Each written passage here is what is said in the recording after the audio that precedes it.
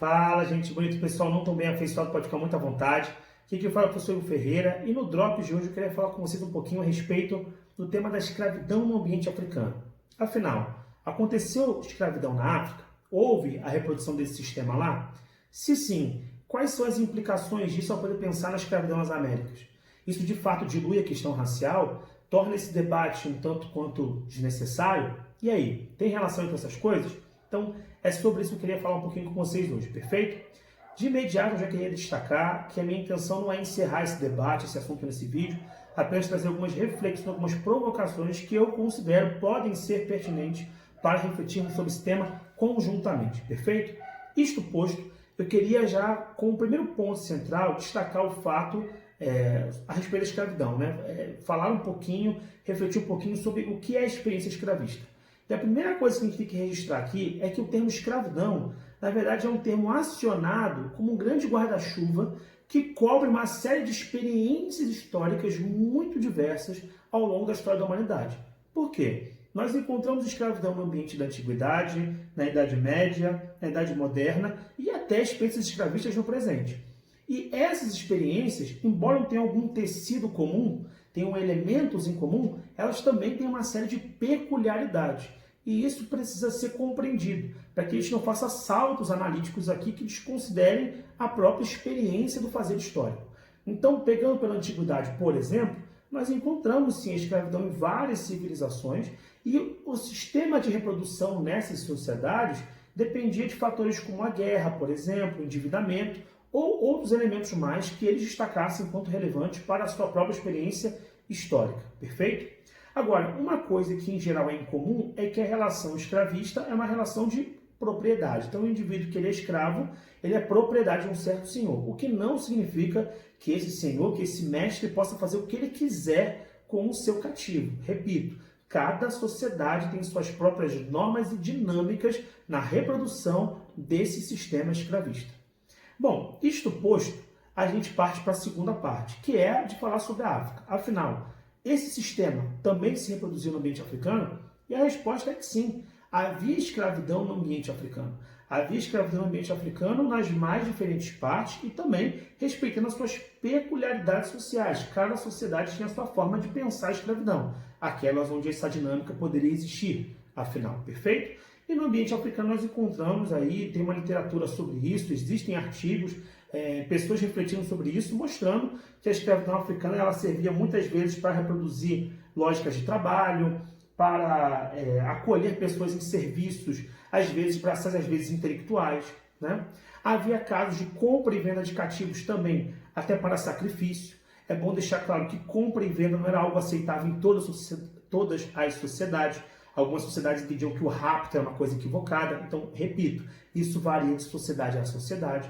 Mas o fato é que sim, havia escravidão no ambiente africano. E os critérios eram aqueles que cada sociedade elencava para si. Agora, nós podemos identificar pelo menos dois aí importantes que se fizeram bastante presentes. O primeiro deles é a questão da guerra étnica. Então, grupos diferentes africanos e que, é bom deixar claro aqui, não tinham na sua cabeça um chip que dizia que eles eram africanos, né?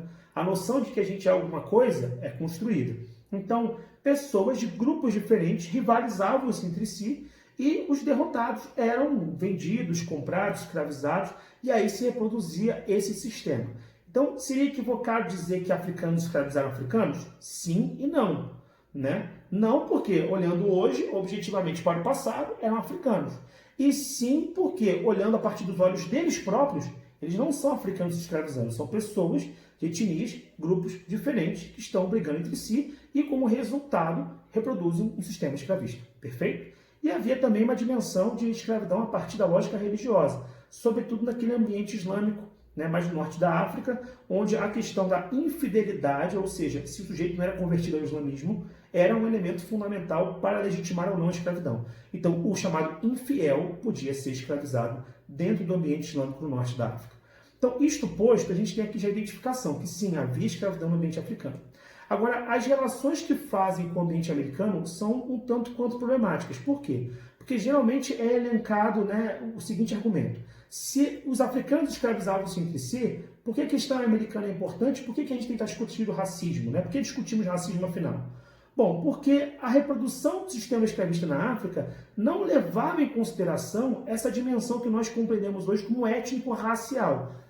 Eu falei que a questão étnica estava presente, mas não com esse olhar racial de preto-branco, vamos dizer assim. Isso não estava em jogo. O que estava em jogo era outra coisa. Agora, na relação nas Américas, isso está em jogo. Quer dizer, o africano que venceu um conflito e que vendeu um derrotado no litoral para o europeu, ele não está vendendo pensando, estou vendendo esse cara aqui que é negro, que merece ser escravizado porque é negro. Não é isso que está em jogo. No entanto, o comprador, muitas vezes, sim, está interpretando quanto um indivíduo menor, de segunda classe, exatamente por ser o quê? Por ser negro subsaariano.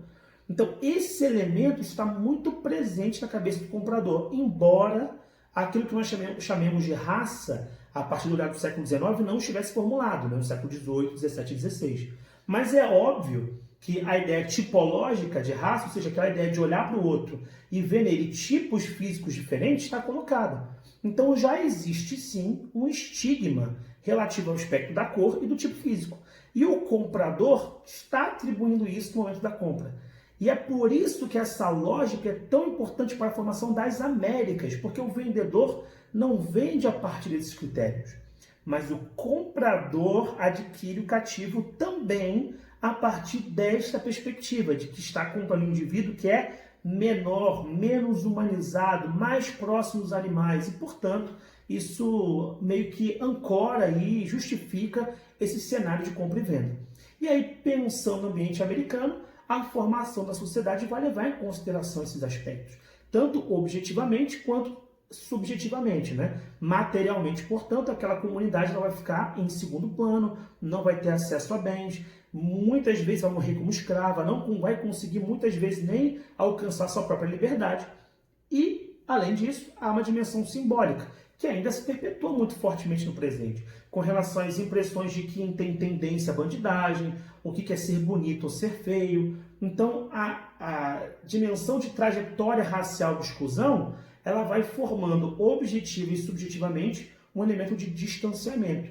E isso vai constituir o que tanto se fala hoje em dia, e está tão presente nos debates públicos, o que a gente chama de racismo estrutural. Perfeito? Então, esse é um grande ponto aí fundamental sobre o qual precisamos refletir quando pensamos na escravidão nas Américas. Perfeito? Bom, eu vou encerrando esse vídeo. Como eu disse, não pretendia dar conta de tudo, mas a minha ideia aqui, em geral, é falar, sim, havia escravidão identificada na África, temos indícios disso, mas não podemos avaliar a escravidão em África e em Brasil como iguais.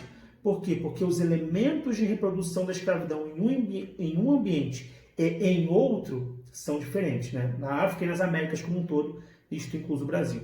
Com isso, eu não estou legitimando ou romantizando a escravidão em outros ambientes. Eu estou apenas mostrando que essas experiências têm que ser entendidas a partir das suas particularidades, e isto é fundamental para entendermos a nossa sociedade pós-escravista do presente. É isso, pessoal. Espero ter nos ajudado. Até a próxima. Valeu!